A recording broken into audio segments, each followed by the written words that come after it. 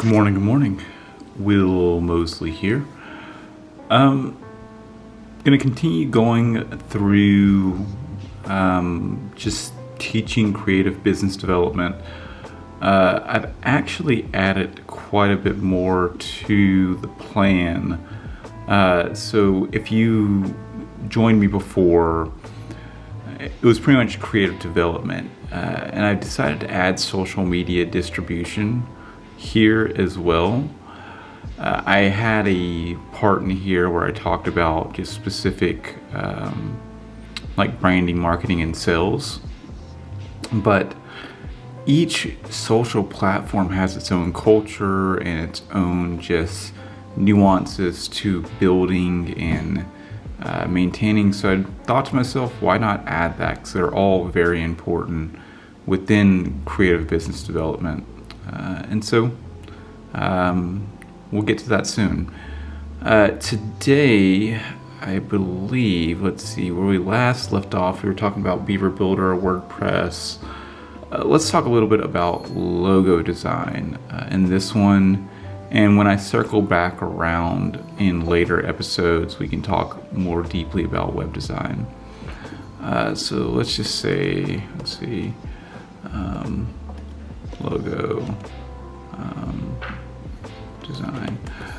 And let's also see if I can open up Illustrator.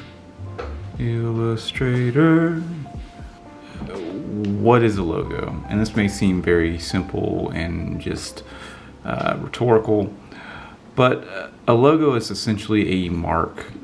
Like you can kind of see here, let's pull this up. A logo is pretty much just a mark, a symbol that someone recognizes with a brand. When you see this red, circle and another circle, you instantly think of Target, the store. The McDonald's arch is pretty obvious. The Starbucks logo, the Nike swoosh, the Apple logo. All of these are very, very iconic and recognizable icons that if you, let me just pull this, cancel, and put a new, let's just create a new common size. All these are very iconic, but they didn't start out as, just being these big symbols that we recognize. The thing about a logo is it's a symbol, but it's the thing that we think of behind the symbol, right? So for Starbucks, you think of coffee or premium coffee. For Apple, you think of maybe premium technology or highly expensive computers or, rip-off, or it just depends on what you've heard, what you've seen, what you believe. You think of Nike and you think of athletes and sports and things like that. All of them, if you look at each one of these, are super simple. These are still easily recognizable at this size. And I think that's the problem that a lot of people come into trouble with when they first start designing logos, where like crazy detailed like this. And if I were to take this image down and scale it down like it's a ton, you may be able to recognize it, but you're not going to be able to understand a lot of the things that are going on. And that's one of the biggest flaws in logo design, is you'll take something that looks great when it's big, but when you scale it down really small, it just doesn't work. So let's talk about some of the technicalities of like logo design, because I'm going to get into branding, a lot about branding in future episodes. But okay, so a huge mistake that a lot of beginner logo designers do is they draw out the logo. Let's just say we're going to go with the Target logo. I'm just going to make that the logo that we're going to recreate because it's super simple. They draw out the logo, they bring it into Photoshop, they make the logo at some big size, and then they don't convert it to vector. So what does that mean? If I were to zoom into this is a bitmap. If I were to zoom into this logo like a million times over, like to just this size, you can already start to see the loss of pixels. And that's going to get worse and worse and worse as I zoom in and zoom in and zoom in. Let's do it some more, see if I can go more further. You can start to see the breakdown, and that's what's called a bitmap image. Doing good, nice, clean logo design, you use programs like Illustrator to create what's called a vector. What is a vector? Simply put, a vector, let me just draw a couple of shapes real quick. Cancel, turn this into black. A vector, pull this circle, it's not actually an image. It's a mathematical equation that, as it sizes, it's doing math to create these lines and these shapes. So that if I were to take this, I'm actually just going to recreate the Target logo right now very quickly. Let's take this, turn it to red. Actually, I'm going to take the actual exact red. Let's see, Target logo hex. It is this color. Alright, we're going to copy this, paste it within that. We're going to tell it to be the property to be, lock these together, 80%. Okay, turn that to white. Let's see what this logo looks like. Go back to the logo. It's thicker. Make that smaller. Make that another 80%. That looks about right. We're going to take another circle, copy it, paste it within itself. Go over here, turn this to 80%. That's not right. Let's do 80 and 80. I'm pretty sure it's 80, not 80 pixels. 80%, and then we're going to do 80% within itself again. And then turn that back to that red. And there we go. We have the Target logo. If you look at this logo right here, pretty damn close. There's some nuances or whatever, like this is a little bit thicker than this one, but you see the point. So what's crazy about this, right, is if I were to zoom in on this picture, right, and I'm going to keep on zooming and see if I can zoom in some more. Plus. Oop, a little too far. You can see how the edges start to degrade. But if you zoom in over here, zoom,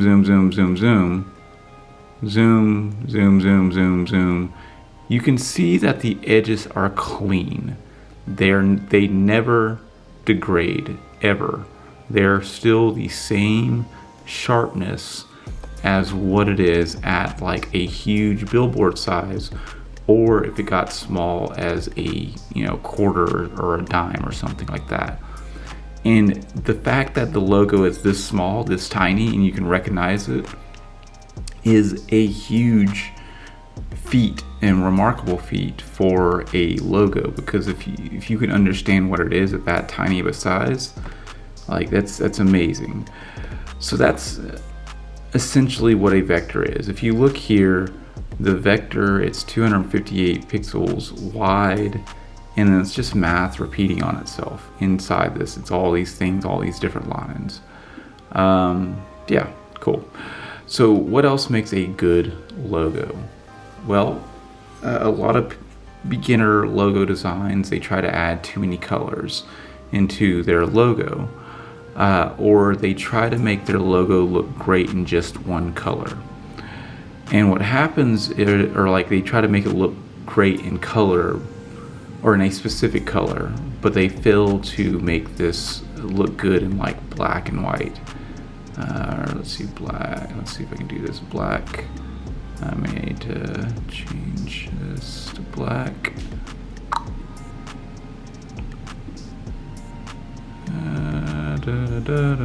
Change you to black. We still can recognize what that symbol is, what that logo is in black and white. If I were to change it to any other color, we still could recognize that actual symbol. Same with the swoosh. It's, come back over here. Let me see if I can pull up our other logos. Ma, don't want to sign me up. Leave me alone. X.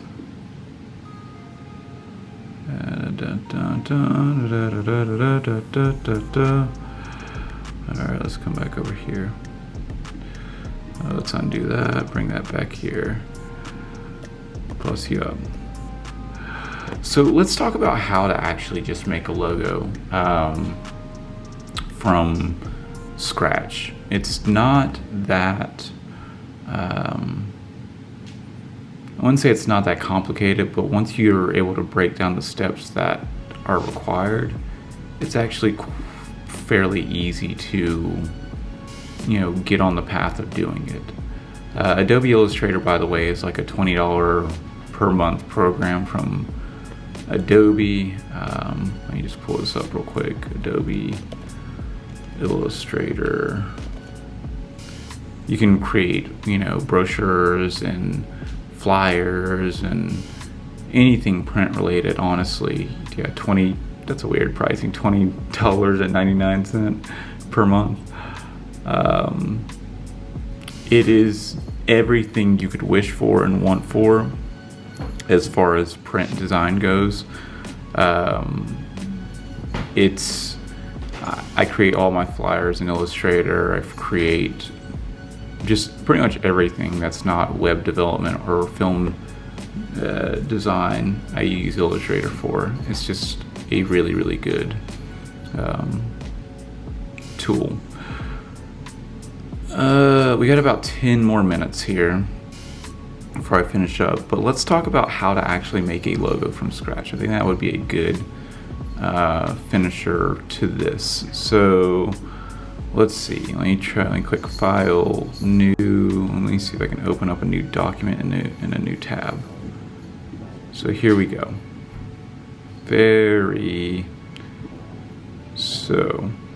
Okay. A couple things before we make our logo, or we start the process of making our logo. One, your logo is not like, if you get someone to do your brand or make your logo or whatever it is, whatever words you use, it is literally it's just a drop in the bucket of the start of your business. A brand, more importantly, is everything that you represent, right? So I personally represent, I support creativity just in its entirety. So I support creativity. I love web development and design and filmmaking. I care about parenthood and fatherhood and all the things that go with that. All those things combined in self-worth and self-expression and kind of just being your own person. All those things are my brand, right? So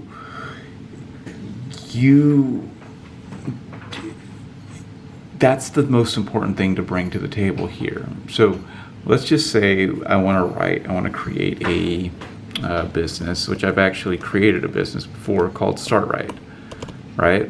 I have a good name and I'm like, okay, this is going to be my business name real quick. StartRight. Okay.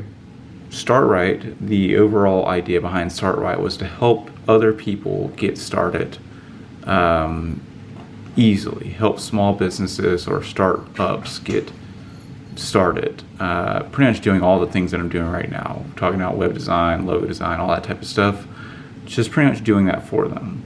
So what you're going to do is write down a list of words. We're going to write down just 10, 15 words that represent you, not specifically your brand all the way. Like, it doesn't have to be like absolutely, websites. It can just be like elegant. It can be like flowy. It can be like hippie. It can be anything that you vibe with that is personal to you. Personal brand is super important. So I can say creativity, and this is any words. Let me just kind of bullet these so that we have a little. This will be a little bit easier bulleted. So creativity, self-worth, expression,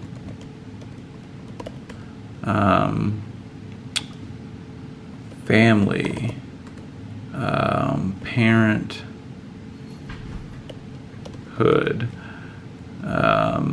startups,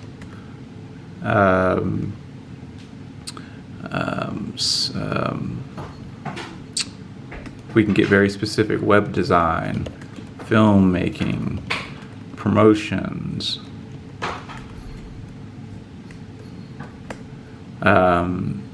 social media.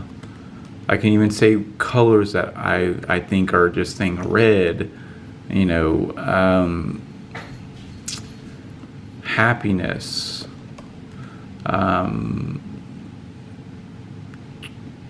self-awareness. All right, so anyways, self-awareness. All these words that I'm writing down, these are the key metrics, the key things that drive my business, right? Or drive your business. Just all the things that you represent. This is why it's very important to start at the core, right, of the values that you believe wholly in. Not the pretty fluffy thing like we're committed to serving all of our customers globally and creating a unique experience. It's none of that. This is experience. This is just a basic blanket, like vanilla just statement. Your thing may be like, like women empowerment or social justice or empowerment, social justice, anything that your brand supports and represents, and make sure it's just you, specifically the things that you really, really care about. Those are the words you're going to hit. Okay, so you got your words. You got your words. Now, all that you're going to do, and we don't have time to go into all the things, but this is a good place to start. Each one of these words, you're going to take your pen or pencil or whatever, and just draw a little symbol for something that represents creativity to you, or whatever the word is.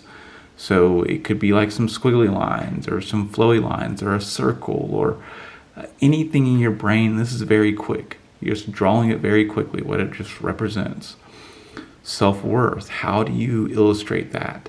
Some of these things may be very kind of foo-foo or airy, and you're like, okay, I don't know how that really makes sense, but anything that you can come up with, just do that. Family, you may draw a circle and a little tiny body, like a little kind of arc, and then two other small little people type thing. All those things are important. You just draw these different individual symbols individually by themselves next to these words. Expression, parenthood, web design, it might be a computer. Filmmaking, it might be a camera. Promotions, it might look like a rack card or something like that. Social media, it might, just look like a TikTok screen or something. Red, well, that's the color red.